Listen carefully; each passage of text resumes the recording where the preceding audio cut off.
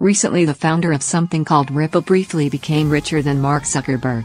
Another day, an anonymous donor set up an $86 million Bitcoin fortune charity called the Pineapple Fund. A Tesla was spotted with a block license plate. There's a surge in people looking to buy Bitcoin on their credit cards. After the Long Island iced tea company announced it would pivot to blockchain, its stock rose 500% in a day. In 2017, the cryptocurrency Bitcoin went from $830 to $19,300, and now quivers around $14,000. Ether, its main rival, started the year at less than $10, closing out 2017 at $715. Now it's over $1,100. The wealth is intoxicating news, feverish because it seems so random. Investors trying to grok the landscape compare it to the dot-com bubble of the late 1990s, when valuations soared and it was hard to separate the Amazons and Googles from the Pets.coms and eToys. The cryptocurrency community is centered around a tight-knit group of friends, developers, libertarians, Redditors and cypherpunks, who have known each other for years through meetups, an endless circuit of crypto conferences and internet message boards. Over long hours in anonymous group chats, San Francisco bars and Settlers of Catan game nights, they talk about how cryptocurrency will decentralize power and wealth, changing the world order. The goal may be decentralization, but the money is extremely concentrated. Coinbase has more than 13 million accounts that own cryptocurrencies. Data suggests that about 94% of the Bitcoin wealth is held by men, and some estimate that 95% of the wealth is held by 4% of the owners. There are only a few winners here, and, unless they lose it all, their impact going forward will be outsized. They also remember who laughed at them and when. James Speedy XI and his twin brother, Julian, who bought Ether when it was about 30 cents. Now run one of the most popular whale clubs, private cryptocurrency trading communities where crypto syndicates are coordinated in group chats. He showed me a screenshot of his Facebook post from 2014 telling everyone to buy Ether. One like, he said, pointing to his phone. It got one like. Inside the crypto castle, whether it's all built on sand or not, the crypto castle has risen. There's an actual house called the Crypto Castle, and the king is Jeremy Gardner, 25. A rakish young investor with a hedge fund who has become the de facto tour guide for crypto newcomers. Early one afternoon, he opened a bottle of rosé while he charged half a dozen external batteries so he wouldn't have to ever plug in his phone in Ibiza, Spain, the next week. I do ICOS, it's my thing, he said. He wore a pink button front and pink pants. It's me. A couple VCS and a lot of charlatans. An initial coin offering is a way to raise money. A company creates its own cryptocurrency and investors buy into the new coin, without actually buying a stake in the company. Mr. Gardner led an ICO for his startup Augur, creating an Augur token that he then sold to raise real-world money. These tokens sold fast, and it is one of the forces that kicked off this boom. For a time, the value of Augur, a market forecasting startup with few customers, exceeded $1 billion.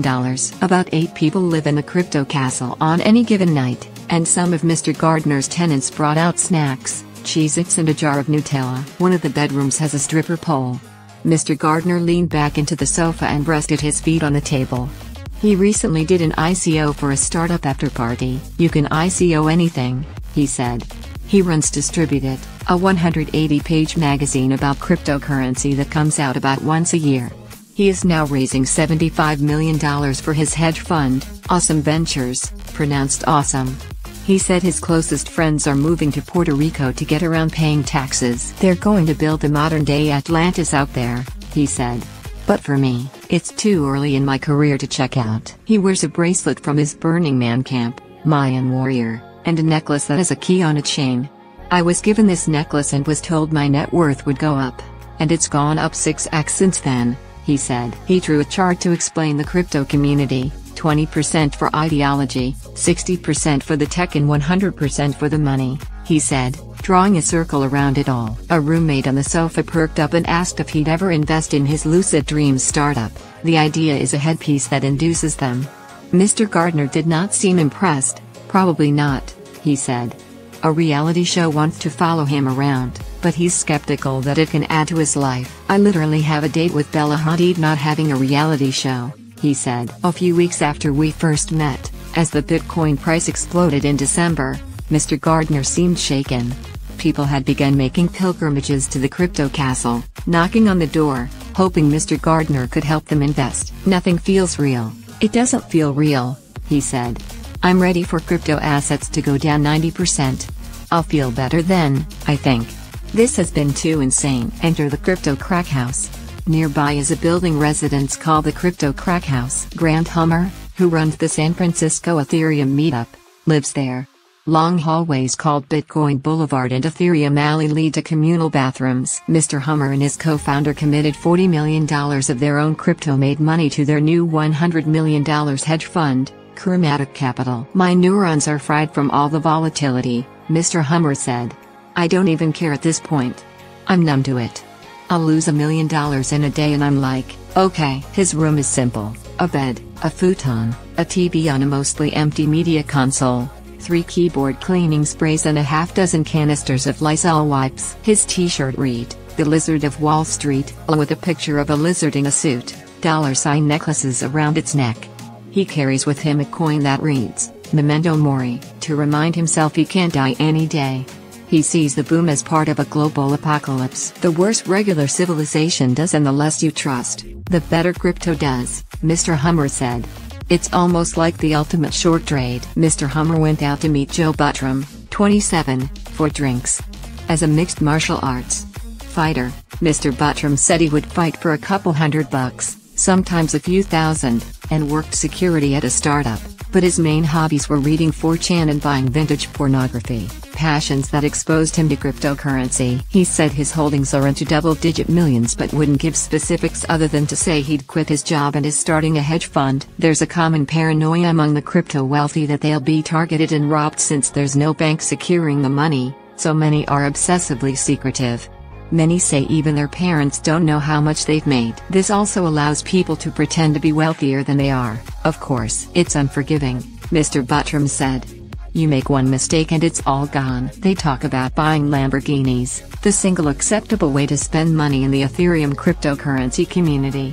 The currency's founder frequently appears in fan art as Jesus with a Lamborghini. Mr. Buttram says he's renting an orange Lambo for the weekend. And he wears a solid gold Bitcoin B necklace encrusted with diamonds that he had made. Otherwise, hodl. This is one of the core beliefs in this community. Hodl, hold tight very fast, as if in a panic.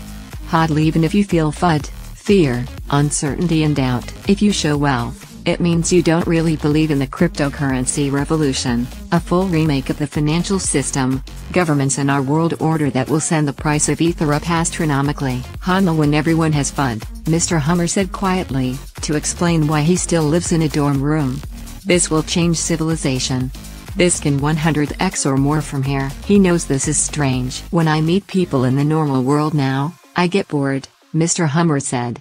"It's just a different level of consciousness." The tone turned somber. "Sometimes I think about what would happen to the future if a bomb went off at one of our meetings," Mr. Buttram said. Mr. Hummer said, "A bomb would set back civilization for years." A few days later, Mr. Hummer was working from his co-founder's apartment. James Fickle, 26, lives in a high-rise with a Russian blue cat called Mr. Bigglesworth. Mr. Fickle is known in the community for going full YOLO and investing $400,000 when Ethereum was at 80 cents. Now, with a fortune he says is in the hundreds of millions, his parents have retired and sent his younger sister to live with him. "I'm taking over her education," Mr. Fickle said, sitting on a white leather sofa, Mr. Bigglesworth asleep in his impossibly skinny arms. Today, Mr. Fickle is outlining the end game for cryptocurrency true believers. "It's the entire world reorganizing itself," Mr. Fickle said. "We could get rid of our armies because for the first time you'll have people saying, 'I want to vote for a global order.' It's the internet waking up. It's the internet grabbing its pitchfork.